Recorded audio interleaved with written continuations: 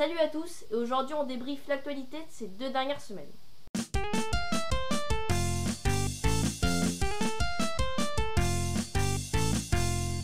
Vendredi 8 décembre, un accord a été trouvé entre le Royaume-Uni et l'Union européenne à propos du Brexit.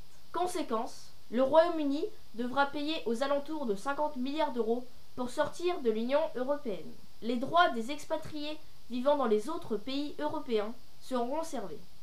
La libre circulation entre les deux Irlandes sera aussi conservée, un soulagement pour l'île.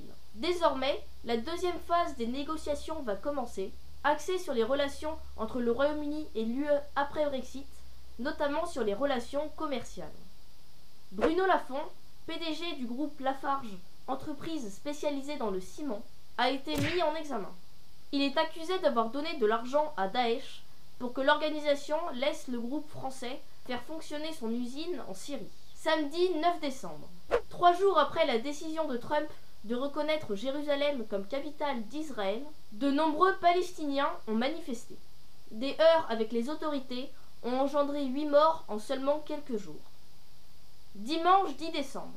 Laurent Wauquiez a été élu président du parti Les Républicains sans grande surprise, à la majorité absolue, 74,64% des voix. Suivent Florence Portelli avec 16,11% et Maëlle Decalan avec 9,25%. La participation s'élève à 42,46%. Le second tour des élections territoriales de Corse, devant rassembler les conseils généraux des 2 départements en un seul, a eu lieu.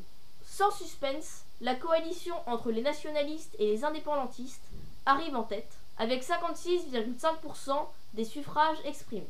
Lundi 11 décembre, une tentative d'attentat terroriste a été déclenchée lundi matin à proximité d'une gare routière à New York. Un homme a fait exploser une bombe artisanale. 3 blessés sont à déclarer et l'homme a été arrêté.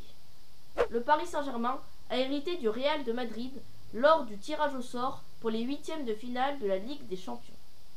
Mardi 12 décembre, le One Planet Summit, une conférence internationale pour le climat organisée par l'ONU, la Banque mondiale et Emmanuel Macron, s'est tenu à Paris.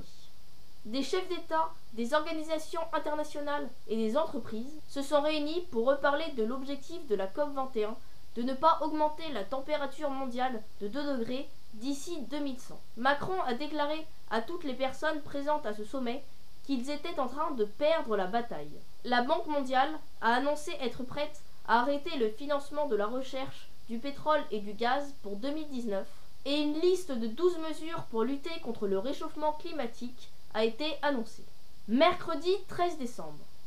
L'Organisation de la coopération islamique, dirigée par Recep Tayyip Erdogan, président de la Turquie, s'est réunie exceptionnellement à Istanbul. Tous les pays membres de cette organisation ont proclamé Jérusalem-Est comme capitale de la Palestine, 3 jours après la reconnaissance par Donald Trump de Jérusalem comme capitale d'Israël. A préciser, Jérusalem-Est est la partie de la ville occupée par les Palestiniens. Les médiateurs chargés d'analyser le cas du projet d'aéroport de Notre-Dame-des-Landes près de Nantes ont rendu leur rapport au gouvernement. Selon eux, la construction d'un nouvel aéroport ou l'agrandissement de l'actuel sont 2 options raisonnablement envisageables. Ils ont néanmoins annoncé l'évacuation de la zone à défendre, zone du projet du futur aéroport et où de nombreux opposants y habitent. Bref, la décision finale appartient au gouvernement qui la prendra fin janvier. Le cas Notre-Dame-des-Landes subsiste depuis de nombreuses années entre les opposants à ce projet et la plupart des politiques locaux. Merci à tous d'avoir regardé et à la semaine prochaine.